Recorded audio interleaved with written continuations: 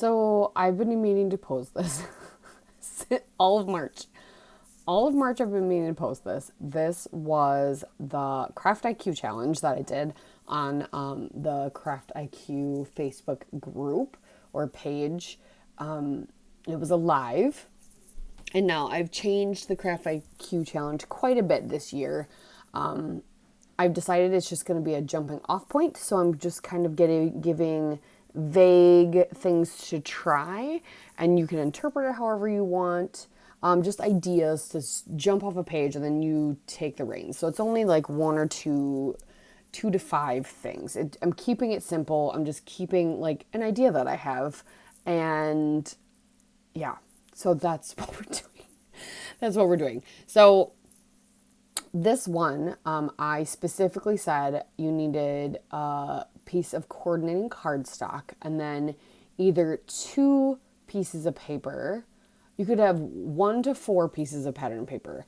If you had 1 piece of pattern paper, I suggested you liked both sides. And so that's what I had. And this was part of my How to Kill a Kit with Style for March as well. So yeah, this is super late. I will be posting more of my March How to Kill a Kit with Style in April because I have like 2 other pages half done that I just didn't finish. I didn't get time. Time got the best of me that I will be also posting. But this was the live of me finishing up. I just wanted to scrapbook with some friends, and so I did most of the challenge. So the CraftiQ challenge, but like I said, this was part of my How to Kill a Kit with Style, which is book themed. So all my photos are either with my son with books or something. And so part of the challenge was, yes, get a piece of cardstock with that was coordinating with some pattern papers, or I don't even remember what it said. What did it say?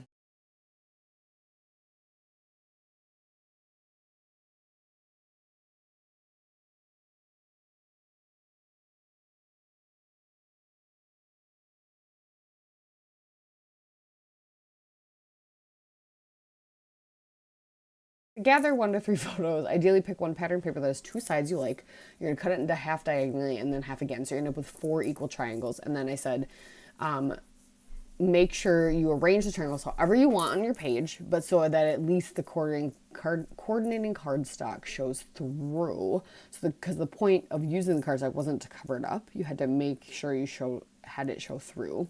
So I gave a few examples. I'm trying to do where I post little video clips instead of just words, and just to be more interactive and to be more involved with my group.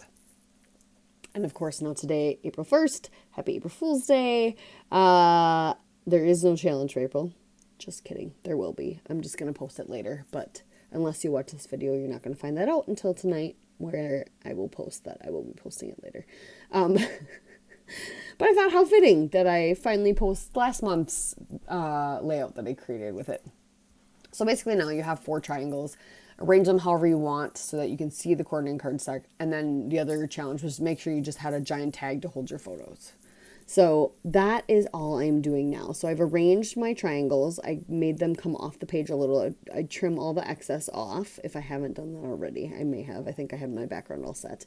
I had this one photo, so I'm making a giant tag to house my one photo. And I'm just making it out of some of the paper. And this was a citrus twist kit that I had. And then I found a ton of photos of us either reading or my son with books. I have a cut file that I used later in the month.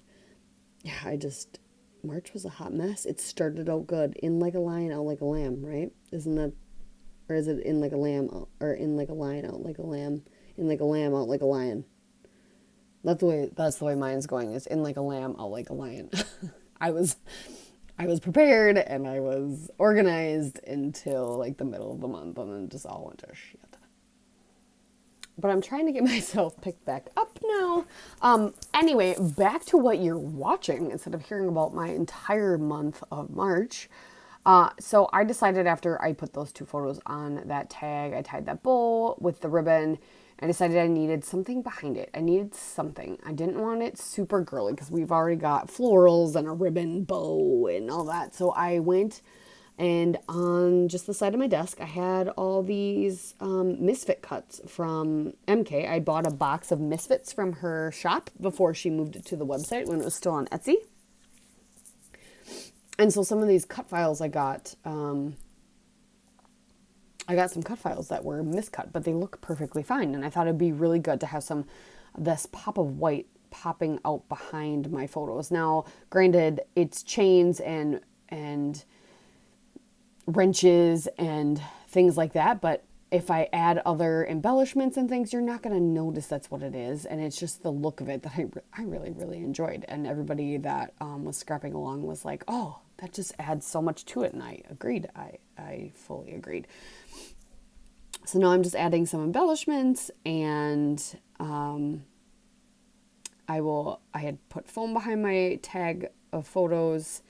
And so now we're just going to embellish. And then I think MK was the one who popped on and suggested, because the cut file was kind of like auto mechanic related, that I do my title as driven to read. So I think that's what it ends up being. I don't have it in front of me right now, but I'm pretty sure that's what it ends up being.